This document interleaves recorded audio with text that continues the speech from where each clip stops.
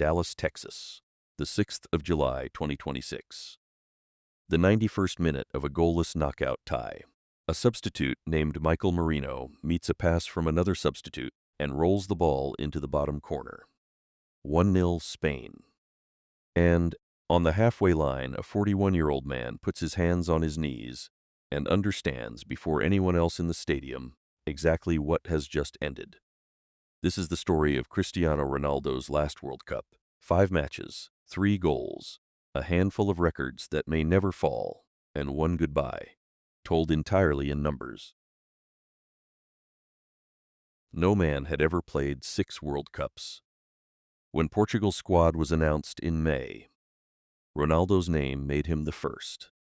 20 years and 25 days after his tournament debut in Germany, 2006, he arrived in America with 8 career World Cup goals, 130-plus international goals, and a single line missing from the most decorated resume in the history of the sport. The bookmakers gave Portugal an outside chance. Ronaldo, as always, gave himself more. Match 1. Houston, June 17th. Portugal, 1. The Democratic Republic of Congo, 1. The champions of Europe's Nations League opened their tournament with a stumble, a draw against the tournament's 49th ranked side. Ronaldo played all 90 minutes, managed 2 shots, and scored neither. The Portuguese press wrote the word crisis after one game. They had written it before. He had usually answered. Match 2. Houston again, June 23rd. Portugal 5, Uzbekistan 0, and a night that belonged to history. In the first half, Ronaldo rose at the near post and scored his 9th career World Cup goal, becoming the first player, man or woman, ever to score at 6 different World Cups. 20 minutes later, he added his 10th, passing a record that had stood since 1966, Eusebio's mark as Portugal's all-time World Cup goalscorer. 2 goals in one night, at 41 years and 180 days. The oldest player in World Cup history to score a brace. The 5-0 win remains one of the largest victories of the entire tournament. Match 3. Miami, June 28th. Colombia 0, Portugal 0. A cagey chess-lock draw that settled the group's mathematics. Portugal finished second in Group K, 5 points, 6 goals scored, 1 conceded, and crossed into the knockout bracket on the harder side of the draw.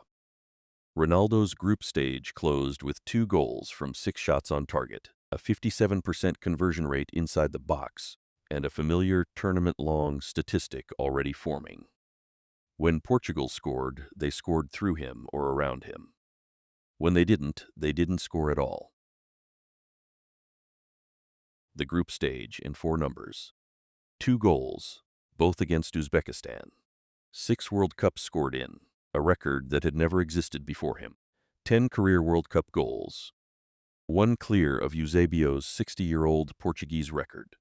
And 41 years, 180 days, the oldest brace in the tournament's history. One number was quieter. 0 goals against the group's 2 toughest opponents.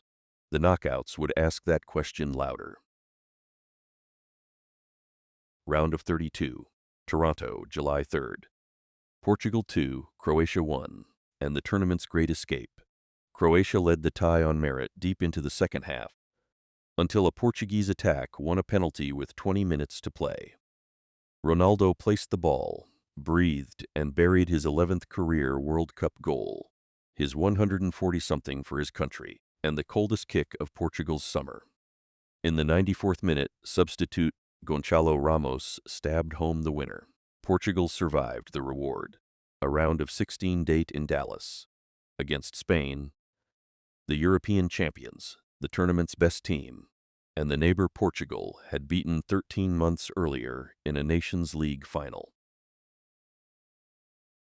The Iberian Derby for the 5th time at a major tournament. Spain arrived unbeaten, without conceding a single goal in 4 matches. Goalkeeper Unai Simón carrying a 519-minute clean sheet streak, the longest by a Spaniard in World Cup history. The models made Spain twice as likely to advance. and every neutral on the planet understood the subplot arithmetic. For the 41-year-old captain of Portugal, there might be no tomorrow. There had been no tomorrow in Cape Town in 2010, when Spain ended his World Cup in this exact round. 16 years later, the fixture had come back for him. The last match, AT&T Stadium, Dallas, July 6th. Kickoff 3 in the afternoon. Spain controlled the ball, as Spain always do, but the clearest chance of the first half was his. 37th minute, João Felix's shot blocked, the rebound falling to Ronaldo 8 yards out, and Unai Simon at full stretch clawing it away. Simon would deny him again before the interval. The counting statistics told the story of a striker living on scraps. 19 touches in 90 minutes, his fewest in the first half of any World Cup match of his career. 3 shot attempts. Portugal's whole attack generated barely half an expected goal from 10 shots. But the score stayed level, and level meant alive. Then the afternoon turned.